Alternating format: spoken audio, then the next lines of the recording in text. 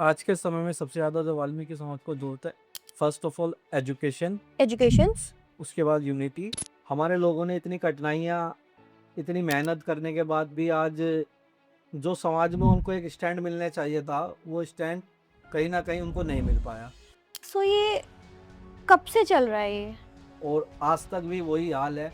देश आज़ाद हो गया, लेकिन एससी कम्युनिटी आज तक आज़ाद नहीं हुई। वाल्मीकि समाज की लड़ाई डबल है। वाल्मीकि समाज की लड़ाई नकली अम्बेडकरवाद से भी है। मनुवाद से तो है ही है हमारी लड़ाई, लेकिन नकली अम्बेडकरवाद से भी है। कि आप सोशल मीडिया में एक्टिव ज़्यादा रहते हैं अपनी कंट्रोवर्सी के लिए। जब भी मैं कुछ गलत चीज़ सोशल मीडिया पे या समाज में होती देखता हूँ, तो अपने लोगों तक अपनी आवाज़ को ज़्यादा पहुँचाने के लिए मैं उसका जवाब देता हूँ कि कुछ लोग हमारे सोशल मीडिया पे इस तरीके की हरकत करते हैं जो नहीं करनी नहीं चाहिए, करनी चाहिए। जो नहीं करनी चाहिए, जिससे समाज की बदनामी होती है। सो हेलो एवरीवन, मैं हूँ Jennifer Elvis talk with feel पे। आज मैं आपके आ गई हूँ आपके साथ एक और पॉडकास्ट लेके, जिसके बारे में आज हम बात करेंगे वाल्मीकि समाज के बारे में, एक अपनी कम्युनिटी के बारे में। हमारे पॉडकास्ट चैनल पे बहुत से लोग आए, तो आज हमारे चैनल पे आए हैं आकाश चंदेल जी, जो बात करेंगे अपनी कम्युनिटी के बारे में और अपने हक के बारे में कि उनको हर किसी को वाल्मीकि समाज का हक मिलना चाहिए। तो चलिए इस पॉडकास्ट को शुरू करते हैं और आगे बढ़ाते हैं। तो वेलकम करते हैं हम अपने पॉडकास्ट चैनल पे आकाश चंदेल जी का। तो वेलकम करते हैं सर, थैंक यू। सो आकाश जी, मेरा पहला क्वेश्चन आपसे ये होगा कि आज के टाइम पे वाल्मीकि समाज को किस चीज़ की सबसे ज़्यादा ज़रूरत है? लाइक यूनिटी की, एजुकेशन की, या एनीथिंग जो भी आप मुझे बताना चाहिए, किस चीज़ की ज़रूरत है? देखिए, आज के समय में सबसे ज़्यादा जो वाल्मीकि समाज को ढूंढता है, first of all education, educations. उसके बाद यूनिटी, और उसके बाद एक चीज़ है कि हम लोग जो है कि जल्दी से भी किसी पे भरोसा कर लेते हैं। हम सामने वालों को परखे बिना जल्दी से उसके ऊपर भरोसा कर लेते हैं। तो मैं अपने पूरे वाल्मीकि समाज को कहूँगा कि हमें ये आदमी को पहचानने की जो एक कला है, ये और जल्दी सीखनी पड़ेगी, जिससे कि हम जल्दी से किसी के ऊपर भरोसा ना कर पाए और उसकी प्योरिटी चेक करें कि वो कितना ठीक है हमारे लिए और कितना नहीं। सो मुझे आप बताइए, इस मतलब इस रिलीजन में, वाल्मीकि रिलीजन में, वाल्मीकि समाज में ये जाति भेदभाव का रोल प्ले क्यों करते हैं लोग इतना? मैं आपको बता दूं कि ये कोई आज से नहीं, ये जातीय भेदभाव जो हम झेलते आ रहे हैं, ये काफ़ी लंबे समय से वाल्मीकि कम्युनिटी जाति भेदभाव झेलती आ रही है। और जब भी कभी देश को हमारी ज़रूरत पड़ी है, या नेचर को हमारी ज़रूरत पड़ी है, या अदर कम्युनिटीज़ को हमारी ज़रूरत पड़ी है, तो सबसे पहले वाल्मीकि समाज ने अपना सीना आगे किया है। लेकिन उसके बावजूद भी आज लोगों के मन में इतनी घृणा है वाल्मीकि समाज के लिए कि जिसका मैं बता नहीं सकता कि वो इस किस लिए रखते हैं, क्या उनके अंदर ऐसी हम लोगों के लिए भावनाएं हैं, लेकिन वो गलत है। कैसी भावनाएं थोड़ी बताएंगे आप? हीन भावना रखते हैं वो लोग कि ये छोटे लोग हैं या कुछ इस छोटे तरीके। लोग? बिल्कुल, आज भी ऊंच नीच जातिवाद बहुत ज़्यादा है। आप हम मेट्रो सिटीज़ में रहते हैं, यहाँ भी रोज़ एक आध केस को होता है, लेकिन अगर हम गांव देहात के अंदर जाएंगे तो वहाँ रोज़ कोई ना कोई एट्रोसिटी हो रही है, हमारे लोगों के साथ रोज़ जातिवाद होता है। और इसीलिए रॉयल वाल्मीकि आर्मी जो काम कर रही है इस जातिवाद को ख़त्म करने के लिए, अपने लोगों की मदद करने। तो आकाश जी, मुझे आप बताइए, जैसे आपका रिलीजन, आप वाल्मीकि के लोगों के लिए खड़े हैं, उनके समाज के लिए खड़े हैं, तो आप भी इसी रिलीजन से हैं, तो आपको कब ये मोटिवेट आया कि हमें अपने कम्युनिटी के लिए खड़ा होना चाहिए? आपको ये मोटिवेशन कहाँ से मिली? देखिए, मैं आपको बता दूं कि मुझे मोटिवेशन, मैं बचपन से ही अपने लोगों को, उनकी स्थिति को देखता हुआ आ रहा हूँ। हमारे लोगों ने इतनी कठिनाइयाँ, इतनी मेहनत करने के बाद भी आज जो समाज में उनको एक स्टैंड मिलना चाहिए था, वो स्टैंड कहीं ना कहीं उनको नहीं मिल पाया। लेकिन जितनी मेहनत हमारे लोग करते हैं, संघर्ष करते हैं, और वाल्मीकि एक मार्शल कौम है जिसने कभी भी भारत के ऊपर हुए हमले से लेकर, या किसी भी अंदर भारत के अंदर कोई ऐसी महामारी फैली हो, जैसे कोरोना महामारी, या फिर कोई भी ऐसी बीमारी भारत के अंदर आई हो, उसमें सबसे ज़्यादा जो मेहनत करने का कार्य किया वो वाल्मीकि समाज ने किया है। लेकिन फिर भी मैं बचपन से देखता आ रहा हूँ कि हमारे लोगों को सब हीन भावना की नज़र से देखते हैं, और इसी चीज़ की लड़ाई को हम बड़ी मजबूती से लड़ रहे हैं, और जिसको हम जल्द ही ख़त्म करने का काम भी करेंगे। हो जाए खत्म ये? जी, बिल्कुल।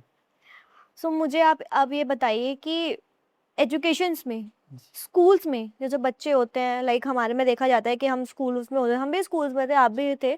सो होता है कि एससी, ओबीसी एंड जो भी एक वो होता जनरल है एसटी, जनरल, ओबीसी, हाँ जनरल जी, एसटी, बहुत सारी कम्युनिटी हाँ, ये कैटेगरीज। कम्युनिटीज़ है। तो उनको मैंने देखा जाता है कि उनको ये बोला जाता है कि इनको कम, जो गवर्नमेंट पैसे देती है वो कम मिलेंगे, इनको ज़्यादा मिलेंगे। तो ये ऐसा क्यों? नहीं देखिए, ऐसा कुछ नहीं है।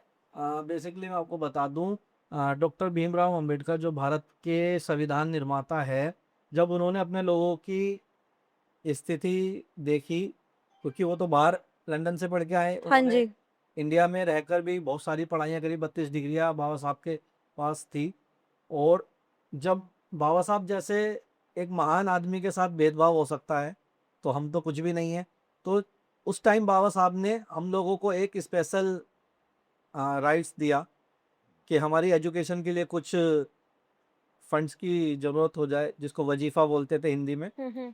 और लेकिन अब जो मौजूदा सरकार है, लगभग लगभग सारी स्कीम्स जो एससी कम्युनिटी के लिए मिलती थी, उसमें से ज़्यादातर ख़त्म हो गई हैं। हुँ, हुँ।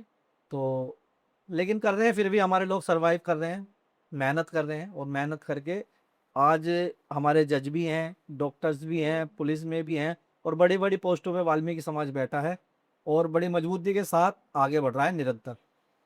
सो मुझे आप एक बताइए, तो क्या सोशल मीडिया जी जो इंस्टाग्राम, फेसबुक है, ये समाज को सपोर्ट कर रहा है आपके अकॉर्डिंगली? जी जी जी।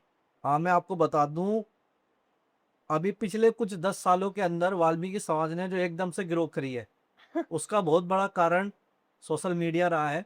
क्योंकि पहले हम लोगों के काम को हम प्रेजेंट नहीं कर पाते थे। हम मेहनत तो शुरू से कर रहे हैं, हम सोशल वर्क तो शुरू से कर रहे हैं। हमारे इतने सारे महापुरुष रहे हैं, उन्होंने समाज सुधारने में बहुत सारी भूमिकाएं निभाई। लेकिन कहीं ना कहीं जो इतिहासकार थे, वो हमारे लोग नहीं थे, और हमारे लोगों का इतिहास पूरी तरीके से दबा दिया गया। लेकिन जब से हुँ। सोशल मीडिया का ज़माना आया है, हम अपना इतिहास खुद सोशल मीडिया के ज़रिए लोगों तक पहुँचा रहे हैं, और वो इतिहास में दर्ज हो रहा है। तो सोशल मीडिया से हम अपने काम को प्रेज़ेंट करते हैं, पब्लिक तक पहुँचाते हैं। क्योंकि आज सब लोग मान्यवर काशीराम जी को तो जानते हैं, हाँ। लेकिन काशीराम जी के जो गुरु थे, जिन्होंने काशीराम जी को मोटिवेट किया इस लड़ाई को लड़ने के लिए, इस संघर्ष को करने के लिए, आज उन्हें कोई नहीं जानता। मान्यवर दीनावाना वाल्मीकि जी, जो काशीराम जी के गुरु थे, दीनावाना वाल्मीकि जी थे, जिन्होंने उन्हें मोटिवेट किया, समय समय पे उन्होंने उनको अनुग्रहित किया। और जो वामसेव के संस्थापक हैं, वो भी दीनावाना वाल्मीकि जी। एक स्ट्रॉन्ग और यूनाइटेड समाज की पहचान क्या होती है?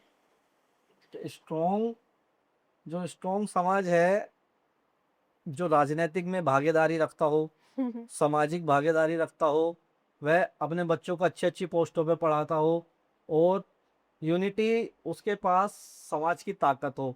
तो आज इन सभी क्राइटेरियाज में हम लोग आगे बढ़ते जा रहे हैं धीरे धीरे, और जल्द ही हम सभी इन क्राइटेरियाज को पूरा कर लेंगे। और जहाँ पे कमी है, वहाँ पे हम कार्य कर रहे हैं उसको सुधारने का। एजुकेशन के समाज की ग्रोथ में कितना रोल है? 100% रोल एजुकेशन का ही है। समाज की ग्रोथ करने में 100% रोल जो है वो एजुकेशन का है। बिगर एजुकेशन के हम कुछ नहीं कर सकते। हम अपने लोगों को समझा नहीं सकते, हम अपने लोगों को गाइड नहीं कर सकते सही तरीके से, अच्छे पढ़ाई के लिए उन्हें अनुग्रहित नहीं कर सकते। कोर्सेज के क्या कोर्स उनको कब किस समय पे क्या कोर्स करना चाहिए, किस बच्चे की रुचि किस चीज़ में। तो इन सब के लिए पहले हमें खुद को एजुकेट होना पड़ेगा, फिर हम अपने बच्चों को एजुकेट करेंगे। सो तो ऐसे ही मैं एक चीज़ आपसे पूछना चाहती हूँ कि जो वाल्मीकि समाज के होते हैं, जो यूट्यूब एंड इंस्टाग्राम पे रील्स वगैरह डाल के वो जो करते हैं, तो वो काफ़ी ना खूब, मतलब कि आजकल का जो यूथ होता है, वो काफ़ी मतलब कि हरासमेंट वाली चीज़ें भी कर देते हैं। तो उसमें क्या लोग, आप जैसे लोग जो होते हैं, उनको सपोर्ट करते हैं, मतलब कि उनको समझाते हैं कि ये सब चीज़ें, क्योंकि मेरे हिसाब से बेसिकली देखा जाए शायद यही चीज़ें करके आप लोगों की पर्सनैलिटी खराब होती है। जी, बिल्कुल। हाँ, ये बिल्कुल सच्ची बात है कि कुछ लोग हमारे सोशल मीडिया पे हुँ, इस तरीके की हरकत करते हैं जो नहीं करनी नहीं चाहिए। करनी चाहिए। जो नहीं करनी चाहिए, जिससे समाज की बदनामी होती है। उसमें हमारे कुछ भाई भी शामिल हैं, कुछ हुँ, बहनें हुँ। भी शामिल हैं, और हाँ, बहुत सारे लोग हैं। तो हम सभी से यही कहेंगे कि आप ऐसा कोई भी काम ना करें सोशल मीडिया के ऊपर जिससे समाज को शर्मिंदगी झेलनी पड़े, बदनामी हो समाज की। या हमारे समाज को कोई दूसरा समाज इस चीज़ को लेके टारगेट करे। तो आप सब समझदार हैं, अपने आप में अपनी समझ से कोई भी ऐसा काम सोशल मीडिया पे ना करें जिससे समाज की बदनामी हो। आपके हिसाब से सक्सेसफुल इंसान कौन होता है? मेरे हिसाब से सक्सेसफुल इंसान वो है जिसकी एक बुलाए से हज़ारों आदमी उसके पास आके खड़े हो जाएँ और उसके सुख में, दुःख में और हर चीज़ में उसका साथ दें। आजकल ये बहुत चला है, हर किसी के मुँह से मैं सुन लेती हूँ ये जो कोई भी होता है वीडियो में बोल देते हैं, ये कर देंगे, वो कर देंगे और लास्ट में एक चीज़ बोल देते हैं जय बाबा की। ये वर्ड क्या है? इसके पीछे का थोड़ा मुझे बताइए। देखिए, ये तो मुझे भी नहीं पता वो कौन से बाबा की जय करते हैं, लेकिन हम जब करते हैं तो हमारे बाबा जो होते हैं वो केवल और केवल डॉक्टर साहब भीमराव अंबेडकर जी होते हैं। हम भगवान वाल्मीकि जी की जय करते हैं और बाबा साहब भीमराव अंबेडकर जी की जय करते हैं। हाँ जी। तो ये उनका अपना ही एक पर्सनल स्वैग हाँ, है। ये मुझे नहीं पता वो किस बाबा की जय तो करते हैं। इसी चीज़ से मतलब कि लाइक पर्सनैलिटी खराब होती है। बिल्कुल, बिल्कुल। देखिए, सब कम्युनिटीज़ का अपना-अपना अलग-अलग कोई ना कोई रोल मॉडल है। वाल्मीकि कम्युनिटी का हमारे जो अपने ईस्ट हैं, हमारे जो भगवान हैं, भगवान वाल्मीकि जी हैं। हमारे जो हमारे को जो मार्गदर्शन कर रहे हैं, हमारे को रास्ता दिखा रहे हैं, जिनके रास्तों पे अभी हम पूरी तरीके से नहीं चल पा रहे, लेकिन धीरे-धीरे चलने की कोशिश कर रहे हैं, वो डॉक्टर भीमराव अंबेडकर जी हैं। और जिस दिन पूरी तरीके से हमारे लोग डॉक्टर साहब भीमराव अंबेडकर जी के सिद्धांतों पे, उनके दिखाए मार्गों पे चलने लगेंगे, तो हमारा समाज भी एक दिन बहुत जल्दी गिरोह पे रहेगा। बिल्कुल। समाज को पॉलिटिकली स्ट्रॉन्ग कैसे बनाया जा सकता है? देखिए, समाज को पॉलिटिकली स्ट्रांग बनाने के लिए एक रणनीति तय की जाती है, जो सब समाजों ने कर रखी है। उन्हें केवल अपने समाज को स्ट्रांग बनाना है, उन्हें पार्टियों को स्ट्रांग नहीं बनाना। लेकिन मैं देखता हूँ हमारे लोग केवल पार्टी को स्ट्रांग बनाने में लगे हुए हैं, उन्हें अपने समाज से कोई मतलब नहीं है। मैं आपको बात करूँ अगर दूसरे समाज की, तो वो केवल अपनी जाति देखते हैं, चाहे वो जाति भाजपा में हो, सपा में हो, बसपा में हो या अदरवाइज़ किसी भी पार्टी में हो। हुँ, हुँ। लेकिन हमारे लोग केवल और केवल पार्टी को सपोर्ट करते हैं। वो अपने कैंडिडेट को भी हरवाने के लिए उतारू हो जाएँगे, लेकिन अगर उनकी फ़ेवरेट पार्टी सामने हुई तो। लेकिन और जो कम्युनिटीज़ हैं, वो कभी पार्टी को नहीं देखती, वो केवल और केवल अपने समाज के व्यक्ति को जिताने का काम करती हैं। इस चीज़ के लिए हमें बहुत बड़ा बदलाव लाना पड़ेगा, अपने लोगों की सोच को बदलना पड़ेगा कि वो पार्टी भक्त ना बन के, वो अपने समाज के भक्त बने, अपने समाज के लोगों को जिताने का काम करें। क्योंकि आज जनसंख्या में हम बहुत हैं, लेकिन उस जनसंख्या के हिसाब से हमारी सरकार में कहीं भी भागीदारी नज़र नहीं आती। आप फ्यूचर में वाल्मीकि समाज को कहाँ देखना चाहते हैं? देखिए, मैं तो फ्यूचर में वाल्मीकि समाज को देश की सबसे बड़ी गद्दी पे देखना चाहता हूँ। मैं तो चाहता हूँ कि वाल्मीकि समाज से कोई प्रधानमंत्री बने, राष्ट्रपति बने, स्टेट्स में मुख्यमंत्री रहे। लेकिन इसके लिए जो संघर्ष करना पड़ेगा, वो संघर्ष अभी हम लोग नहीं कर पा रहे। हुँ। तो भगवान में कितना ध्यान रहता है आपका? देखिए, हमारे भगवान तो महाराज गुरु महाराज वाल्मीकि हैं हुँ। और हम तो 24 घंटे उन्हीं के ध्यान में रहते हैं। उठते, बैठते, सोते, जागते गुरु महाराज का ही ध्यान हमें रहता है हर जगह। आज के टाइम पे सबसे बड़ा चैलेंजेस क्या है आपकी लाइफ में? मतलब कि आप रोज़ सुबह उठते हैं तो आप ये सोचते हैं ना कि आज ये करना है। जैसे आप बाहर जाके अवेयरनेस करते हैं, लोगों को सपोर्ट करते हैं। सबसे बड़ा चैलेंज हमारा यही रहता है कि सुबह आज हमें उठे कहाँ का ट्रैवल करना पड़ेगा। अच्छा, मतलब डेली बेसिस पे आपको ट्रैवल ही होता है? डेली बेसिस पे ट्रैवल होता है। कभी हम अयोध्या जा रहे हैं, कभी हम कहीं जा रहे हैं, कभी पंजाब जा रहे हैं, कभी राजस्थान जा रहे हैं। क्योंकि हमारे लोगों पर जहाँ भी उत्पीड़न होता है, रॉयल वाल्मीकि आर्मी वहाँ पहुँचने का काम करती है। बड़े भाई विशाल चावरिया, जो रॉयल वाल्मीकि आर्मी के राष्ट्रीय अध्यक्ष हैं, वो ना दिन देखते ना रात देखते, समाज की सेवा करने के लिए 24 घंटे अवेलेबल रहते हैं। और हमें भी जब भी मौका मिलता है उनके साथ कार्य करने का, हम भी वहाँ पर पहुँचने का काम करते हैं। सो आपकी कम्युनिटी में जैसे कि आपके कुछ फ्रेंड्स होंगे, सो जब अलग कम्युनिटी के भी होंगे, तो उन्होंने कभी आपको आपके साथ कभी ऐसा जजमेंट वाला चीज़ नहीं किया? नहीं, मेरे साथ तो खैर नहीं कर सकता कोई।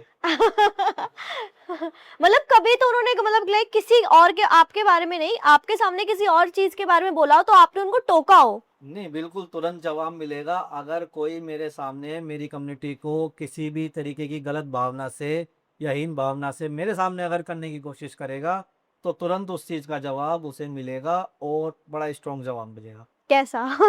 वो उसको ही पता चलेगा। हाँ, वो उस पे डिपेंड वो करता उस है। पे डिपेंड करता है कि वो क्या रिएक्ट करता है। क्या रिजर्वेशन अभी भी ज़रूरी है? देखिए, रिजर्वेशन जब तक ज़रूरी है, जब तक जातिवाद है।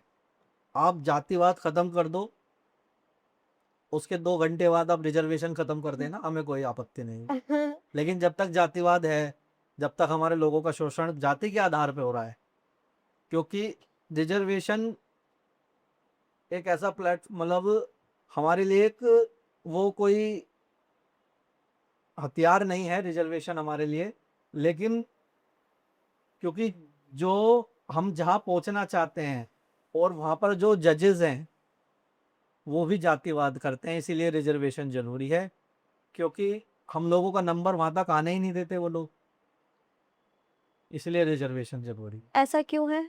ऐसा है, सब लोग चाहते हैं कि केवल हमारी कम्युनिटी ऊपर आए, और जो ऊपर हाई क्लास में इंटरव्यू लेने वाले लोग बैठे हैं या किसी भी चीज़ में जजमेंट करने के लिए जो लोग बैठे हैं, वो चाहते हैं केवल मेरी कम्युनिटी ऊपर आए। वो 100 में से भी छाँट के अपने कम्युनिटी के लोगों को ऊपर करने की कोशिश करते हैं, और जो बाकी हम जैसे 80 लोग रह जाते हैं, उनको रिजेक्ट कर देते हैं। सो ये कब से चल रहा है ये? ये तो मैम मैं आपको बता दूँ, आज़ादी से पहले से ही हम झेलते आ रहे हैं। ये मुगलों के टाइम से ही हम लोगों के साथ प्रताड़ना इस तरीके की शुरू हो गई थी, और आज तक भी वही हाल है। देश आज़ाद हो गया, लेकिन ऐसी कम्युनिटी आज तक आज़ाद नहीं हुई, इस जातिवाद से, इस भ्रष्टाचार से और लोगों की हीन भावना से। तो आकाश जी, मैं आपसे एक और क्वेश्चन लेना चाहती हूँ कि ये जाति सूचक वर्ड जो होता है, जी, उसमें लोग ना एक बहुत ही गलत वे में उस वर्ड को यूज़ करते हैं। जी, वो बहुत गलत तरीके से इम्पैक्ट पड़ता है कि आजकल के यूथ को भी, और फ्रेंड सर्कल्स में भी, और सोशल मीडिया में भी। लाइक मैंने जहाँ तक देखा है कि लोग कमेंट में भी ये वो वर्ड मैं लूँगी नहीं, वो वर्ड बोल देते हैं। शायद वो आप समझ गए होंगे। जी, जी, बिल्कुल। तो आप मुझे उसके बारे में बताइए, तो ये वर्ड को इतना मतलब कि बुरा क्यों बनाया गया है? क्योंकि क्योंकि एससी होना बहुत ही नॉर्मल है आज के टाइम पे। सो इस वर्ड को इतना बुरा क्यों बनाया गया और इसको इतना गलत वे में क्यों यूज़ करते हैं? देखिए, बेसिकली क्या था, वो शब्द पहले हम लोगों को उपजातियों के नाम में बाँटा गया। जो अच्छा। वाल्मीकि कम्युनिटी है, इसकी बहुत सारी उपजातियाँ बना दी, और उन उपजातियों को स्टेट वाइज़ या सिटी वाइज़ अलग-अलग, अलग-अलग नाम से जाना जाता है। हुँ। कहीं किसी नाम से जाना जाता है, कहीं किसी नाम से जाना जाता है, क्योंकि अगर हम केवल वाल्मीकि नाम से लोगों को पहचान देंगे, तो हमारी जनसंख्या जो बहुत ज़्यादा दिखाई देगी, और उसके आधार पे फिर हम अपनी हिस्सेदारी माँगेंगे। अच्छा। तो इसलिए हर एरियाज़ में स्पेसिफिक एक-एक वर्ड हम लोगों को दे दिया गया है, और अभी हाल ही में जो जनगणना हो रही है, मैं अपने पूरे समाज को एक मैसेज भी देना चाहता हूँ। हाल ही में जो जनगणना हो रही है, आप उसमें केवल और केवल वाल्मीकि शब्द का ही इस्तेमाल करें, और कोई भी शब्द का इस्तेमाल ना करें। जहाँ जाति का कॉलम आता है, वहाँ वाल्मीकि लिखें, जहाँ कम्युनिटी का कॉलम आता है, वहाँ एससी लिखें, और इसके अलावा और कोई चीज़ इस्तेमाल ना करें। और उस शब्द को लोगों ने गाली बना दिया। हाँ जी। वो कम्युनिटी का नाम नहीं, वो उसको गाली की तरह यूज़ करते हैं, मज़ाक की तरह यूज़। मज़ाक की तरह यूज़ करते हैं और हम पे थोपते हैं। लेकिन मैं आपको बता दूँ, अगर किसी ने मेरे सामने, या वो कहीं वीडियो में आ गया या कहीं की, अगर किसी ने मेरे सामने वो वर्ड यूज़ कर दिया, या मेरे को बोल दिया, या मेरे किसी भाई को बोल दिया, किसी साथी को बोल दिया, तो उसको मैं जेल की हवा ऐसी खवाऊँगा कि उसे ज़िंदगी भर वो शब्द याद तो रहेगा, लेकिन ज़बान पे उसके कभी नहीं आएगा। खिलवाना भी चाहिए। एक वो बिल्कुल, वर्ड को गाली की तरह यूज़ कर रहे हैं, बिल्कुल, बिल्कुल। मज़ाक बन रहा है उस वर्ड का। जी, जी, जी। बेसिकली यूथ देखा जाए तो यूथ भी काफ़ी मज़ाक उड़ा, ये यूथ में ज़्यादा रहता है। जी, ये बिल्कुल। ऐसा है, ये जी, वैसा है, ये ऐसा है। क्यों? क्योंकि उनको अपब्रिंगिंग, उनको सिखाया ही यही यही जाता क्या है। है, क्या स्कूल जो घरों में लोग सीखते हैं, हुँ, हुँ। ये काफ़ी पुराना शब्द है। हुँ। काफ़ी पुराने से इसी चीज़ से हम लोगों को अपमानित करते ये लोग आ रहे हैं, हुँ, हुँ। और मैं कहूँगा ये केवल एक मनुवादी व्यवस्था में नहीं, आजकल ये चीज़ जो एक अम्बेडकरवादी व्यवस्था जो लोग बनाना चाह रहे हैं, अम्बेडकरवादी जो व्यवस्था है, उसके अंदर जो एससी जातियाँ हैं, उनमें भी ये भेदभाव है। एससी जातियों के अंदर भी ये भेदभाव है। कुछ एससी अपने आप को ज़्यादा ऊँचा मानते हैं, हाँ। दूसरे एससी को छोटा मानते हैं, तो वहाँ पर भी ये सारे भेदभाव हैं। तो वाल्मीकि समाज की जो लड़ाई वो केवल और केवल मनुवाद से नहीं है, वाल्मीकि समाज की लड़ाई डबल है। वाल्मीकि समाज की लड़ाई नकली अंबेडकरवाद से भी है। मनुवाद से तो है ही है हमारी लड़ाई, लेकिन नकली अंबेडकरवाद से भी है। जो नकली अंबेडकरवाद हमारे महापुरुषों को, हमारे भगवान को या हम लोगों को अपमानित करने का काम करते हैं, उन्हें काल्पनिक बताने का काम करते हैं, उन्हें निराधार बताने का काम करते हैं। हमारी लड़ाई उनसे भी बड़ी मजबूत तरीके से चल रही है। सो हमने यूथ की बात करी, सो मैं अब यूथ यूथ का ही टॉपिक लूंगी। आपको यूथ को किस फील्ड में जाना चाहिए? देखिए, मैं तो यूथ के ऊपर ही छोड़ देता हूँ। जिस चीज में आपके बच्चे की रुचि हो सबसे ज्यादा, सबसे पहले तो उसे वही लाइन पकड़नी चाहिए। दूसरा, अगर मैं अपने लोगों की बात करूं तो एजुकेशन में उनके मन में जो बेस्ट से बेस्ट कोर्स आए, डिप्लोमाज आए, या किसी भी लाइन में वो जाना चाहे, चाहे वो डॉक्टर बनना चाहे, लेकिन एजुकेशन मस्ट। एजुकेशन में उनको ज़्यादा से ज़्यादा भागीदारी करनी पड़ेगी, और हमारे लोगों को भी अपने बच्चों को अवेयरनेस लानी पड़ेगी, हाँ उनको जी। मोटिवेट करना पड़ेगा पढ़ने लिखने के लिए। क्या आज का यूथ अपनी हिस्ट्री जानता है? देखिए, हिस्ट्री मैं सभी की तो बात नहीं कर सकता कि सभी कम्युनिटी अपनी हिस्ट्री जानती हो। आपकी कम्युनिटी वाले लोग, क्या यूथ हमारी है? कम्युनिटी अपनी हिस्ट्री भली भांति जानती है, और इसीलिए वो आज तक इस संघर्ष को लड़ती आ रही है। इस अपमान की लड़ाई को वो झेलते आ रहे हैं, और इस अपमान की लड़ाई को खत्म करते करते आज वो इस मुकाम पर आ गए हैं कि आज हम पॉडकास्ट में बैठ सकते हैं, आज हम संसद में बैठ सकते हैं, आज हम विधानसभा में बैठ सकते हैं, और एक दिन आएगा कि हम इस देश के सर्वोच्च स्थान पर भी बैठेंगे। बिल्कुल बैठेंगे, बिल्कुल, क्योंकि डिसरिस्पेक्ट किसी को ही नहीं कर सकता, किसी का भी। बिल्कुल नहीं। और ये जो हम लोग आज के टाइम पे लोग कलर कॉम्प्लेक्शंस को लेकर भी कर देते हैं, बहुत कर देते हैं। वो छोटा है, वो बड़ा है, वो ऐसा है, वो मोटा है। क्यों? ये रिलीजन्स में नहीं है, ये इंसान के अंदर ही है। देखिए, ये इंसान की अपनी फितरत है, वो किसको किस नज़रिए से जज कर रहा है। तो इसमें तो खैर कलर या भाषा या एरिया, इसमें तो हम नहीं ज़्यादा बोलेंगे, क्योंकि ये तो आदमी की फितरत होती है कि वो घर से क्या सीख रहा है। जो वो घर से सीखता है वही सोसाइटी को देता है, और जिसकी जैसी परवरिश है वो बाहर वही काम करेगा। तो इस पे तो ज़्यादा नहीं जाएंगे। तो आकाश जी, हम देखते हैं कि आप सोशल मीडिया में एक्टिव ज़्यादा रहते हैं अपनी कंट्रोवर्सी के लिए। सो इस चीज़ से आप अपने बहुत ज़्यादा चर्चों में रहते हैं, तो इसके बारे में बताइए आप। हाँ, देखिए, कंट्रोवर्सी तो अपने आप हो जाती है, लेकिन जब भी मैं कुछ गलत चीज़ सोशल मीडिया पे या समाज में होती देखता हूँ, तो अपने लोगों तक अपनी आवाज़ को ज़्यादा पहुँचाने के लिए मैं उसका जवाब देता हूँ, वीडियोस के माध्यम से, या फेसबुक पोस्ट से, या इंस्टा पोस्ट से। और अब लोगों को वो बुरी लग जाए, या मैं तो सच ही बोलता हूँ, हाँ जी। क्योंकि समाज में जो मैं देखता हूँ, और जो लोग कर रहे हैं, चाहे वो मेरी कम्युनिटी के हैं या दूसरी कम्युनिटी के हैं, उससे फ़र्क नहीं पड़ता। लेकिन जो गलत करता है, मैं गलत का विरोध तुरंत कर देता हूँ। उससे मुझे ये नहीं लगता कि ये मेरा दोस्त है या मेरा भाई है। गलत को मैं तुरंत जवाब दे देता हूँ। और कई बार ऐसा होता है कि लोगों को इतनी ज़्यादा बुरी लग जाती है कि वो मुझे पर्सनली फ़ोन करके भी बोलते हैं कि यार, तुम सब चीज़ सोशल मीडिया पे डाल देते हो, या ये चीज़ें तो हम बैठ के भी बात कर सकते थे, या तुम किसी चीज़ को ज़्यादा बढ़ा रहे हो कि ये छोटी बात है, लेकिन तुमने इसको सोशल मीडिया पे डालकर इतना ज़्यादा बड़ा कर दिया। तो मैं कहता हूँ कोई बात नहीं, अगर छोटी है तो छोटी ही रहेगी, मेरे बड़ा करने से कौन सी बड़ी हो जाएगी। अगर आप अपनी जगह सही हो तो आप सही हो, और मैं जो कर रहा हूँ वो मैं अपनी जगह सही कर रहा हूँ।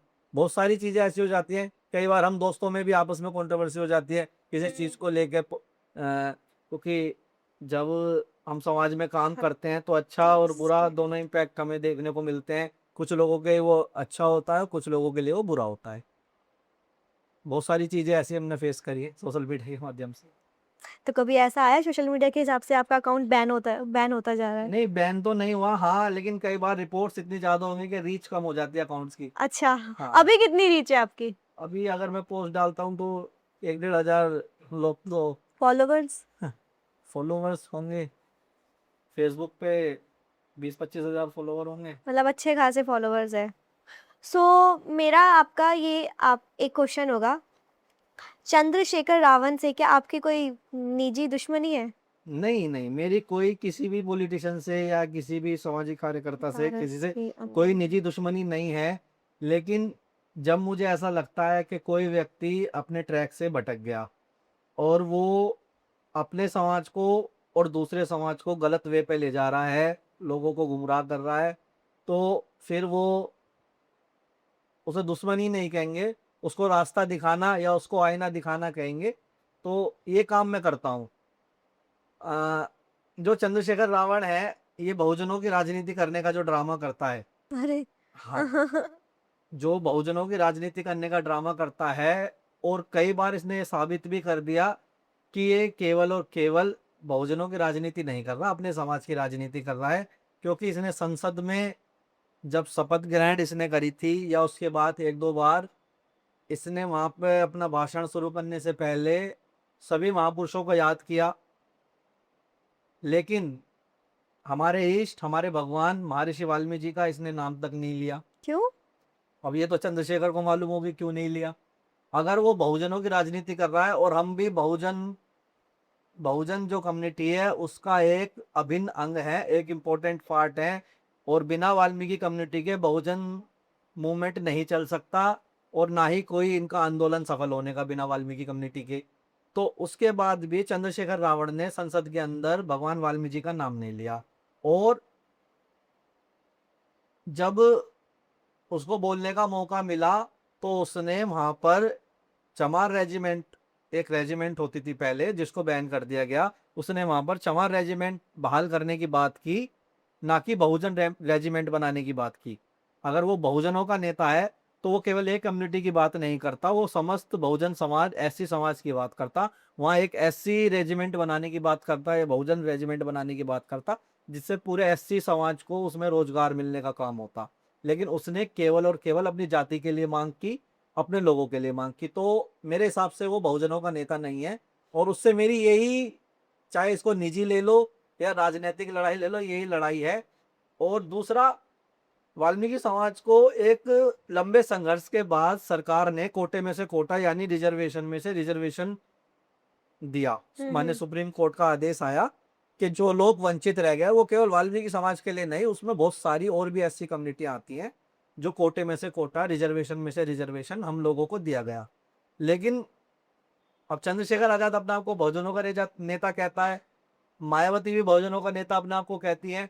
लेकिन सबसे पहला उस रिजर्वेशन का विरोध इन दो लोगों ने किया। हम्म। इसके बाद और भी जो इन्हीं की कम्युनिटी के लोग हैं उन्होंने उसका विरोध करा। इन्होंने भारत बंद करने की कोशिश की, वो विफल रहा।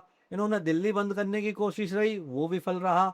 और मतलब बिना वाल्मीकि कम्युनिटी के इनका एक प्रोग्राम सक्सेस नहीं हुआ और इन्हें मुंह की खानी पड़ी।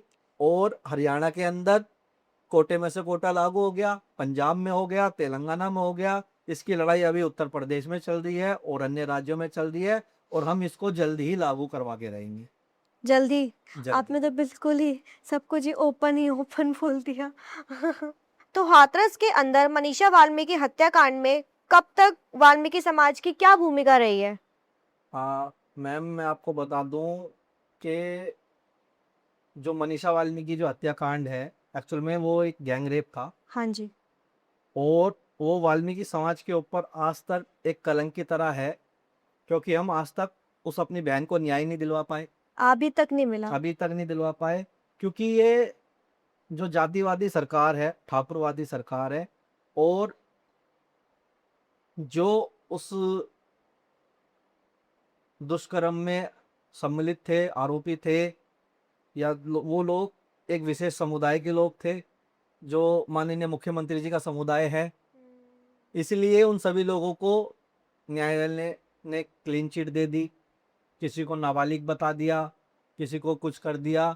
और उस हमारी बहन के साथ इतनी निंदनीय घटना मरने के बाद भी हुई कि रात को 2:30 बजे मट्टी का तेल डाल के उसके शव का अंतिम संस्कार पुलिस वालों के द्वारा बगैर परिवार की मर्जी के, बगैर परिवार की मौजूदगी के कर दिया गया, जो कि किसी भी तरीके से संवैधानिक नहीं है। और सामाजिक भी नहीं है, और ना ही हिंदू रीति रिवाज के बाद हिसाब से 6 बजे के बाद किसी शव का अंतिम संस्कार कर सकते।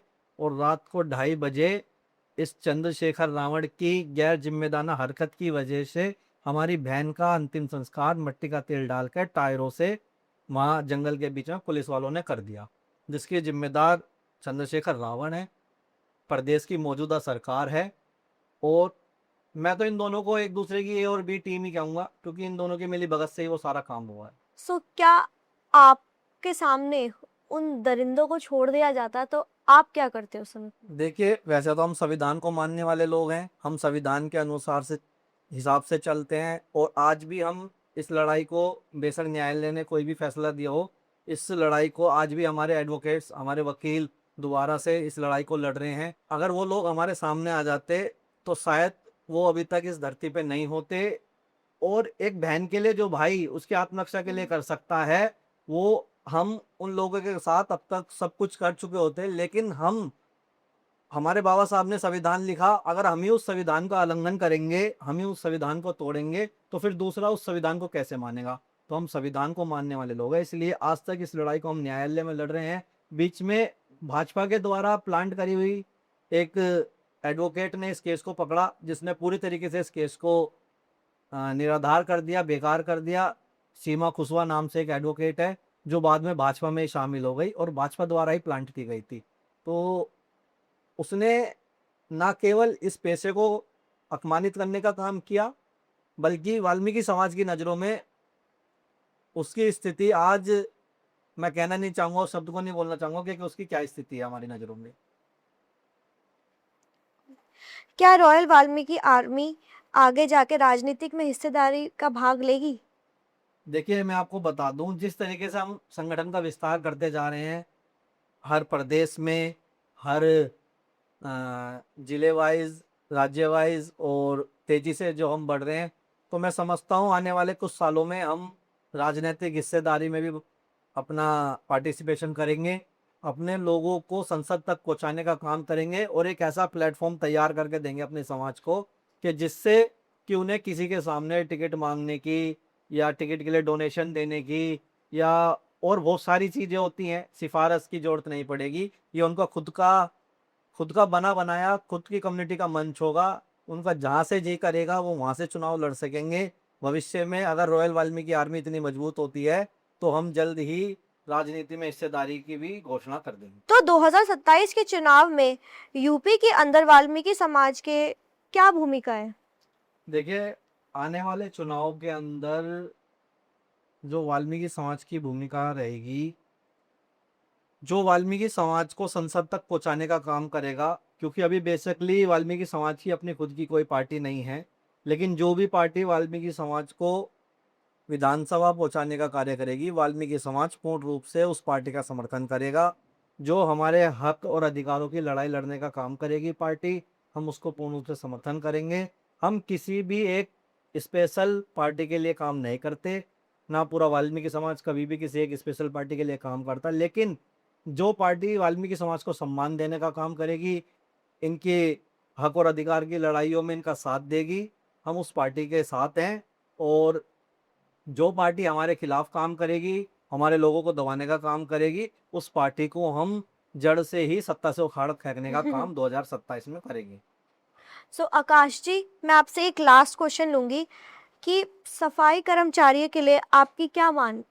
देखिए, मैं आपको बता दूं, सफाई कर्मचारी एक ऐसा पेशा है जो चाहे कितनी भी मुसीबत उनके परिवार में आ जाए, उनके रिश्तेदारी में आ जाए, लेकिन वो अपने इस काम को नहीं छोड़ सकते। जब पूरा भारत बंद हो गया था लॉकडाउन में, जब केवल 3 ही ऐसे पेशे थे जो दिन रात मेहनत से अपने देश की सेवा कर रहे थे, पहला सफाई कर्मचारी, दूसरा डॉक्टर, और तीसरा पुलिस। इन तीनों ही महकमों ने देश की सेवा में कोई कमी नहीं छोड़ी। लेकिन जब बात आती है सम्मान की, तो जिस नज़र से लोग डॉक्टर्स को देखते हैं, पुलिस वालों को देखते हैं, और वही नज़र जब वो सफाई कर्मचारी पे डालते हैं, तो बहुत ज़्यादा उनकी नज़रों में, उनकी भावनाओं में डिफरेंस आ हाँ जाता है। जी। लेकिन जब काम सबका बराबर है, देश के लिए सेवा सबकी बराबर है, तो ये भावना उनकी क्यों बदल जाती है मुझे इसका नहीं मालूम। और जब उनको पे बैक करने की बात आती है, वाल्मीकि समाज को पे बैक करने की बात आती है, सफाई कर्मचारी समाज को पे बैक करने की बात आती है, तो सरकारें आंख बंद कर लेती हैं। आज सफाई कर्मचारी 33 साल से सफाई का काम कर रहा है, रिटायरमेंट की ओर उनके पूरा जीवन निकल गया है, वो रिटायरमेंट की ओर आ रहे हैं, लेकिन अभी तक वो कच्चे कर्मचारी के रूप में ही काम कर रहे हैं, उन्हें पक्का नहीं किया गया। उनको किसी किसी जगह 10-10 हज़ार में 8-8 हज़ार में काम करने पे मजबूर किया जा रहा है। कहीं उन्हें ईएसआई की सुविधा नहीं मिलती, कहीं पीएफ की सुविधा नहीं मिलती, कहीं उन्हें बीमारी के लिए हेल्थ कार्ड इशू नहीं है, कहीं उन्हें वर्दी नहीं मिलती, कहीं उन्हें मतलब आज के समय में भी सफाई कर्मचारी इतनी बेहद गंभीर स्थिति में अपना कार्य कर रहा है, दिन रात मेहनत कर रहा है, ओवर टाइम करता है बिगैर पैसे के। केवल सफाई कर्मचारी एक ऐसा पेशा है जिसमें ओवर टाइम करने के बाद भी उन्हें कोई उसकी एक्स्ट्रा इनकम नहीं दी जाती, क्योंकि उनकी इनकम तो पहले से ही सरकार ने इतनी कम कर दी ठेकेदारी लागू करके, जो एक गवर्नमेंट सर्वेंट को तनख्वाह मिलनी चाहिए थी। लेकिन वाल्मीकि समाज उसी काम को आज 10,000, 11,000, 15,000, 12,000 में कर रहा है, जो कि गलत है। इन सभी सफाई कर्मचारियों को जल्दी पक्का करा जाए। रॉयल वाल्मीकि आर्मी इसके लिए कड़ा संघर्ष कर रही है, और समाज के और भी संगठन संघर्ष कर रहे हैं, और एकजुट होकर हम इस लड़ाई को जल्द ही बड़े पैमाने पर लड़ेंगे और अपने सफाई कर्मचारियों की आवाज़ को बुलंद करने का काम करेंगे। सो आकाश जी, मैं आपसे एक लास्ट मैसेज लूँगी हमारे यूथ के लिए, हमारे कम्युनिटी के लिए, जो आप अवेयरनेस के तौर पे और अपने इस पॉडकास्ट के ज़रिए से आप उनको कुछ बताना चाहें, ताकि जो जिस चीज़ के बारे में हमने बात करी है, वो गलतियाँ वो लोग ना करें जिससे कम्युनिटी ख़राब होए। सो एक मैसेज आप दीजिए। सबसे पहले तो मैं अपने समाज को यही मैसेज देना चाहूँगा कि भाई, आप सबसे पहले शिक्षा पे ध्यान दें, शिक्षा के बाद रोज़गार पे ध्यान दें, अपने बच्चों को, अपने परिवार को एक ऐसा वातावरण दें कि वो किसी दूसरे बंदे से कोई हीन भावना वाली स्थिति ना पैदा करे, क्योंकि जो आज तक हम लोगों ने झेला है, हम नहीं चाहते हमारे द्वारा वो किसी और को झेलना पड़े। और वाल्मीकि समाज शुरू से ही मार्शल कौम रहा है, आज भी मार्शल हैं। लड़ने मरने में या किसी की भी रक्षा करने में हम सबसे पहले आगे आते हैं। तो मैं एक मैसेज और देना चाहूँगा कि मेरे समाज को अब एक चीज़ सीख लेनी चाहिए कि जो हमारा साथ दे, केवल उसी का ही साथ दो, किसी की भी लड़ाई में खामखा टांग मत फंसाओ, और अपने बच्चों को पढ़ाओ, जितना हो सकता है पढ़ाने में ध्यान दो। और आपका अपना एक संगठन ऐसा भी कार्य कर रहा है जिस पे आज तक 1 रुपए का किसी के द्वारा भी दाग नहीं है, उस संगठन को मजबूत करने का काम करे और समाज में एकता बनाने का काम करे। और रॉयल वाल्मीकि आर्मी आपका अपना परिवार है, इससे जुड़ें और लोगों की मदद उनके घर तक पहुंचाएं, उनके गांव तक पहुंचाएं, उनके शहर तक पहुंचाएं। Thank you so much Akash sir, आप हमारे इस पॉडकास्ट चैनल पे आए और आपने अपनी एक कम्युनिटी के बारे में अपनी बात रखी, पॉलिटिक्स के बारे में आपने बात रखी, ताकि पॉलिटिक्स का आपके वाल्मीकि समाज पर लेके क्या इतना ज़्यादा इंक्लूडेशन है। थैंक यू सो मच आप इस पॉडकास्ट चैनल पे आने के लिए। Thank you so much. धन्यवाद।